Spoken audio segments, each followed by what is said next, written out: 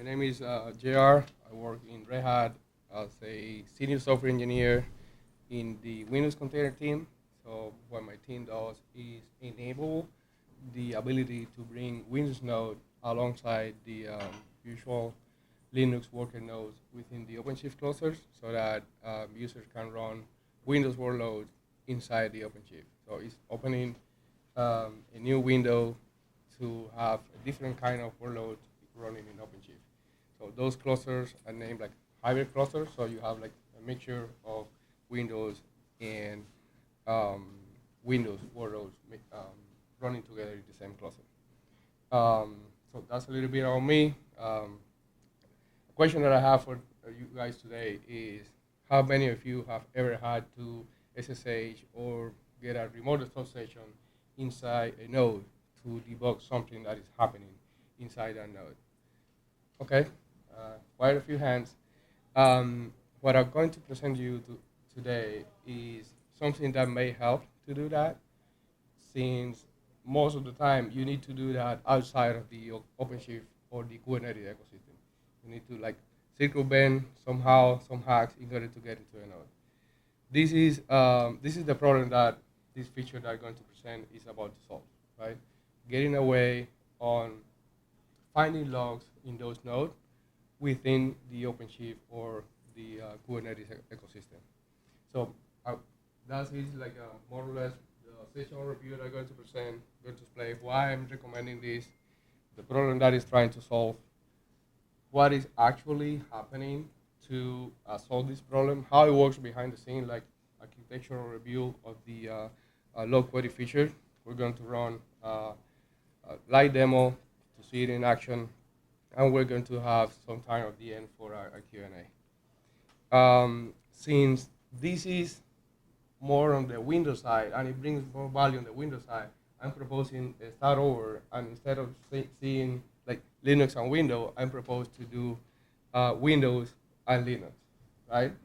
And then let's start with the why, right? The problem statement.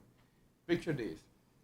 You are a developer, and you get an alert that some pods are not coming up at 3 a.m. in the morning.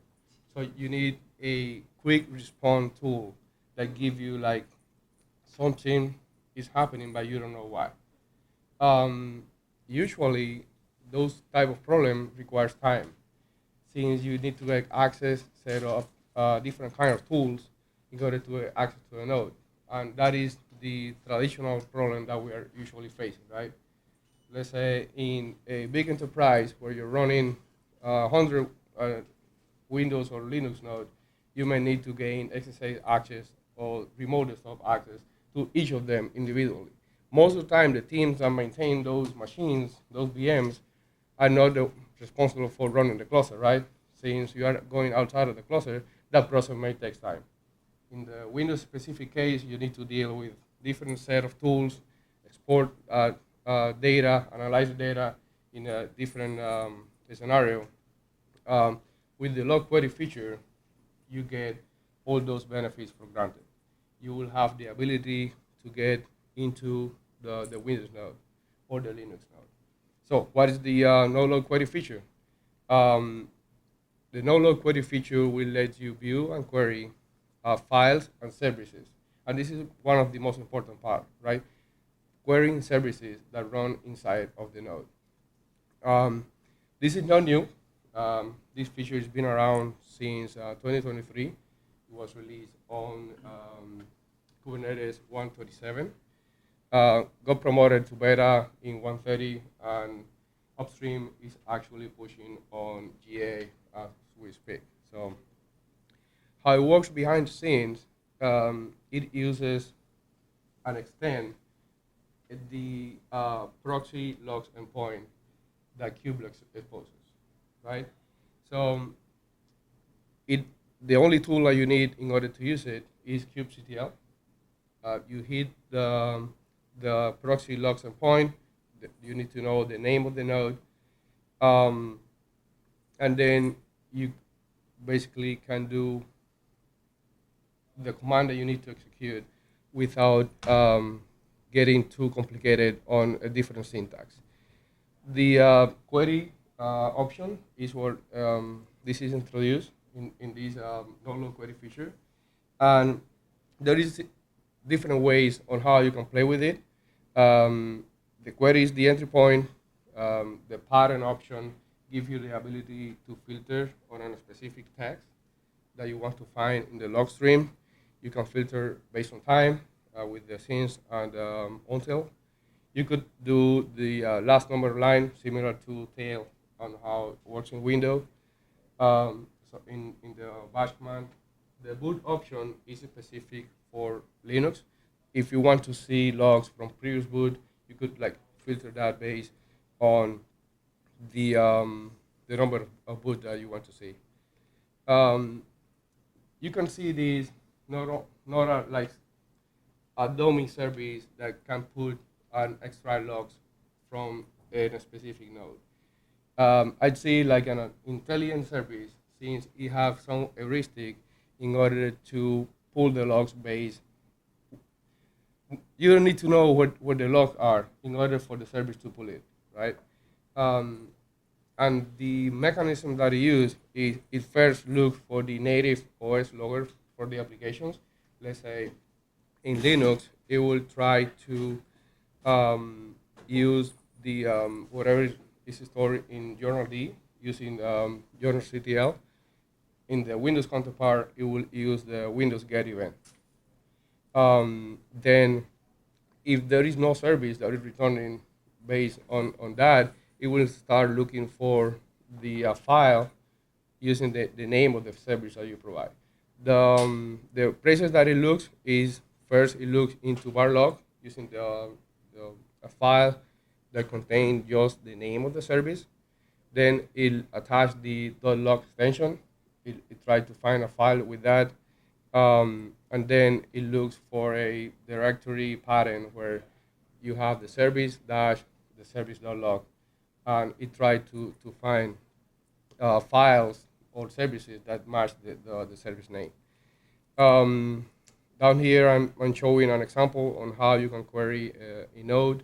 For example, the name of the node is node1, and you basically are asking, hey, give me all the logs files, all the log stream for a service named kubectl, right? The takeaway from this is that no more guessing where the logs location are, right? And it works across operating system. So you could have a service that is running in any kind of node, Linux or Windows. As far as you have the same name of the service, it will pull it from the node. You don't need to worry about different conventions based on the operating system. How to enable and how to use it. It is, since it's still in beta, there is a feature gate for that.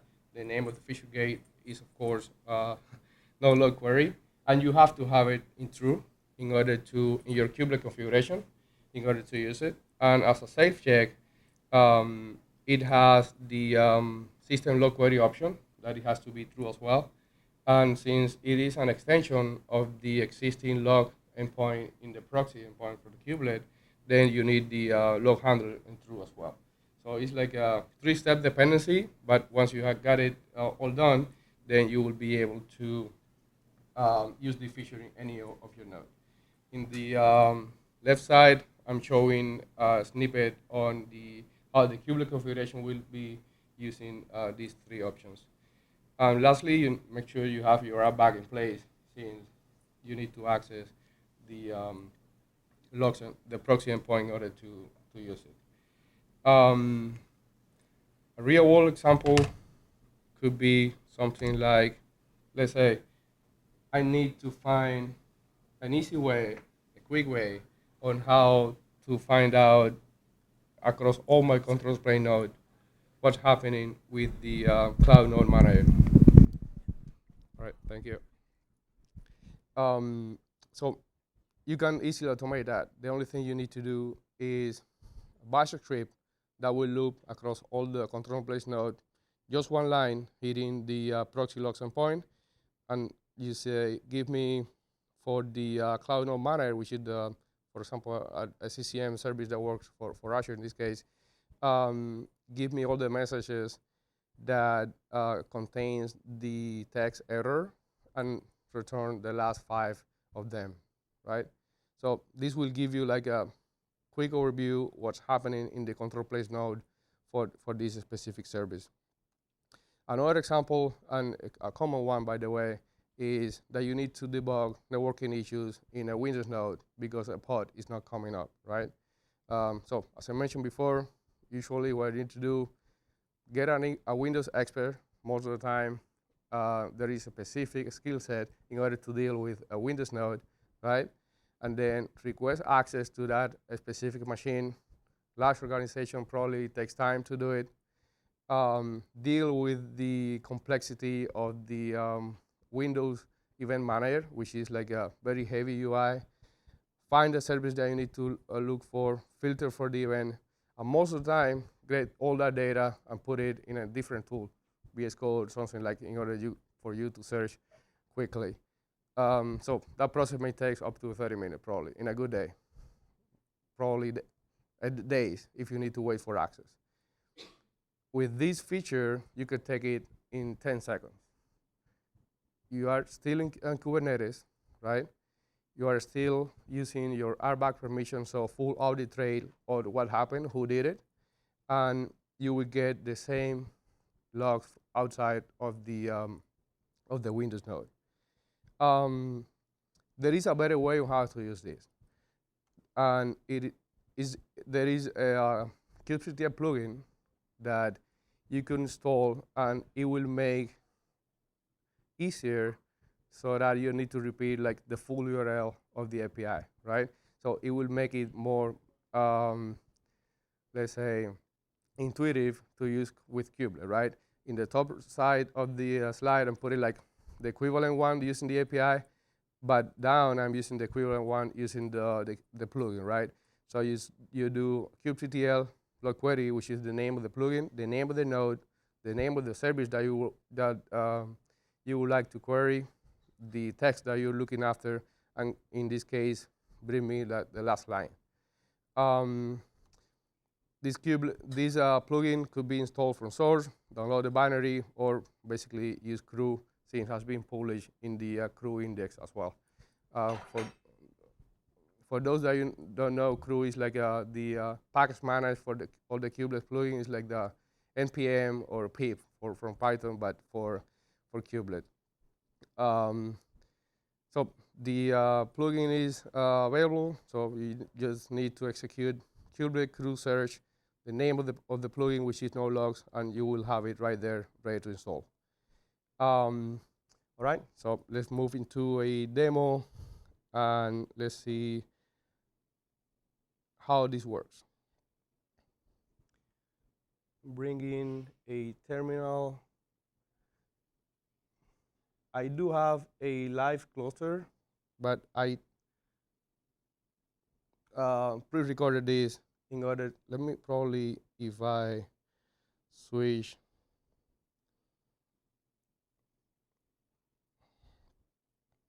it'll be easy this way. Okay. All right. So what I have here is I'm running Kubernetes 133. The feature gate is enabled in this cluster. And in this cluster, I have 3 control planes nodes and 2 worker nodes. One of them is Linux. One of them is Windows. I'm using Red Hat in one of the Linux node, and I'm using Windows Server 2022 for the Windows node. So what I'm going to do now is I'm going to start with the Linux worker, right? So let me get the name of the node, right? So that I can use it in the following commands. And let's start playing with the API. So this API, remember, is an extension of the existing proxy logs endpoint that kubectl exposes, right? So this is what you get when you do the logs, but there is no way you can query services from this endpoint. This is one of the add-ons that this feature is bringing to the ecosystem. So with that, you could do something like this. And this is a file that the feature is bringing. Uh, but what about if you want to query a service, right? Let's say I'm having an issue with the SSA server running in that node that is not allowing me to get a remote session on it. So you can do it with this feature. It will, behind the scenes, it will pull everything from the journal CTL, and then it will pull the log from that log stream. You could get the last two lines, for example, and just playing around with the option that I showed you before, so that you can see how it works. In a Linux node, you can filter by the text port, for example, and then you could see all the lines that contains that specific text. In this case, you see that specific computer booted 2 times. The first time, and then there is another boot, and showed the following boot. And this is where the boot option came into play, right? Let's say I just want to know the logs from the last boot that took place, right? So I added the boot option, and instead of getting 4 lines of logs, I'm just getting 2, since those are that belongs or correspond to the latest boot.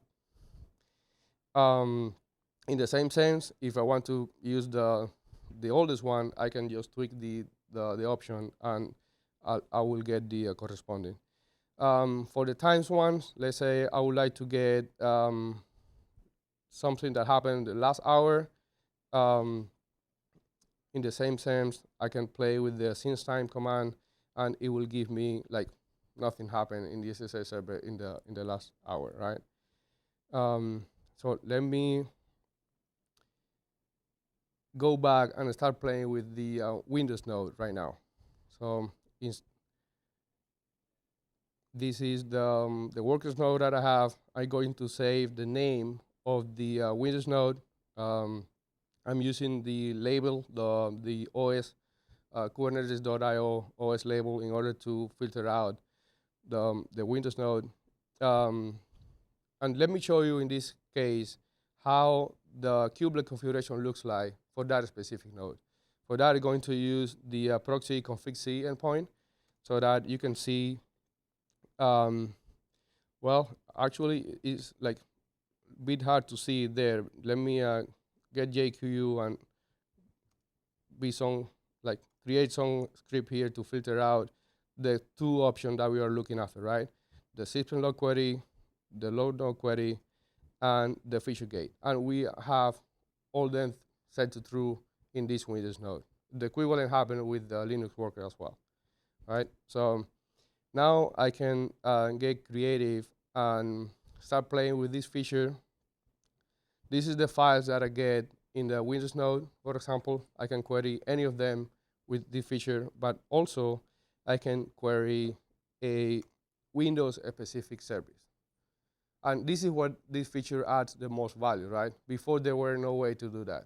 You had to get into the Windows node in order to access this specific service.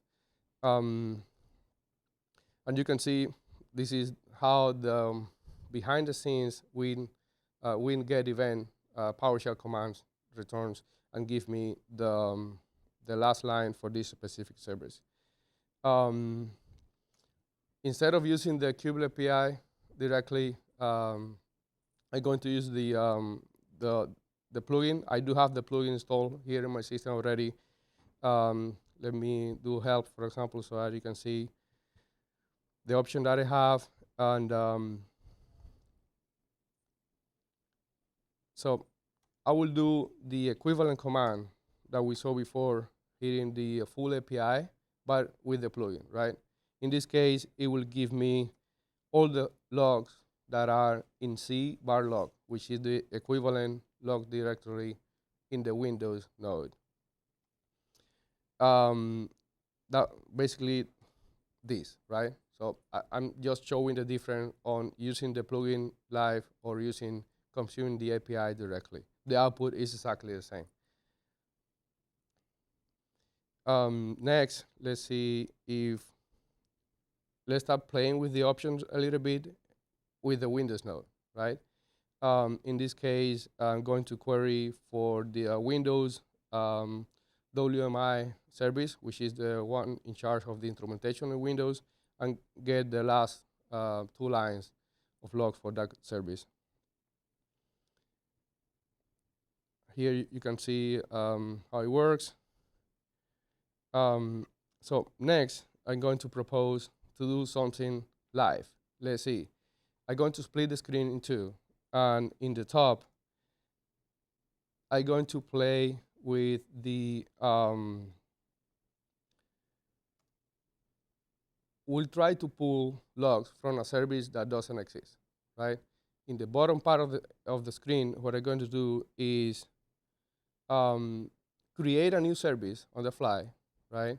And try to push logs all around inside the Windows node and then read those logs directly from the upper side of the screen. So for that, I'm going to play like I am a Windows service in the down side of the screen. Now, in order to get into the Windows node, I'm going to get the IP to SSH into it. So I'm going to save the Windows node IP, start a remote session in the Windows node with PowerShare, of course. And then here I have my session inside the Windows node. Now, let me go up and ask for okay, give me the logs for the service, and in this case, the service doesn't exist, right? So let's say how the feature responds to that. No logs found. And what that means is that the feature looked first in the event manager, nothing found, and it went back to the file system.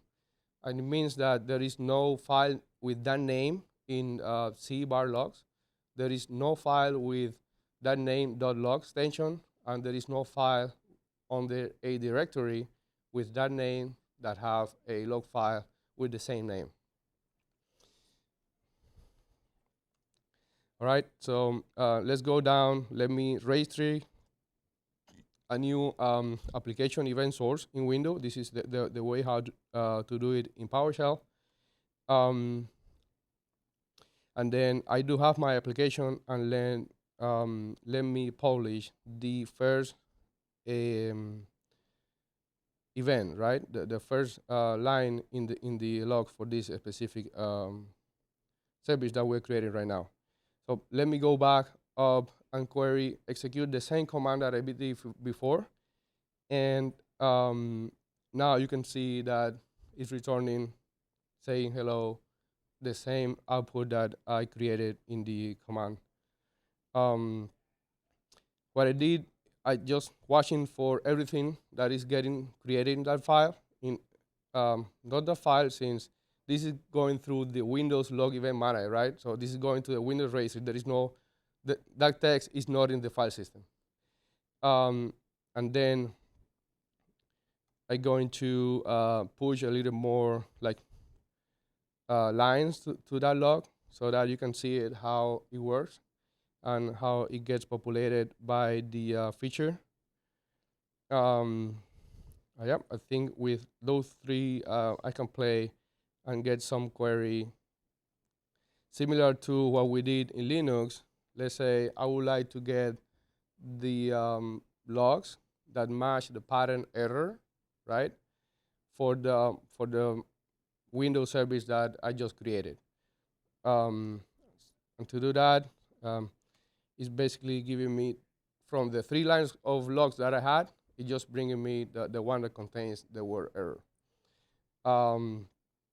And that's it. This is basically how you can go across the entire node that you have in your Kubernetes or OpenShift cluster with just 1 line of command. So let me go back to the presentation.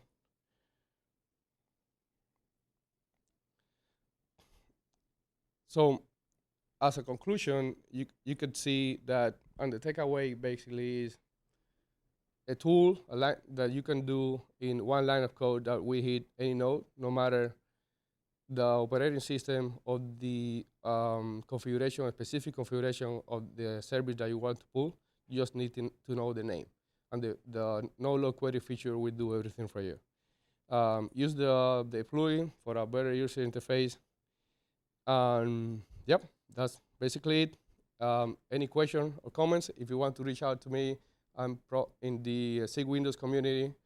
Here I'm putting some details. The QR code will point you to the CAP.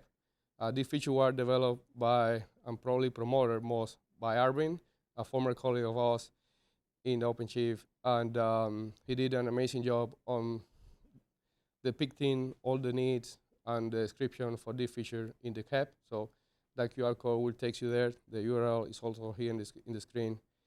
So that's it. Any question or comments? There will be a mic if you want.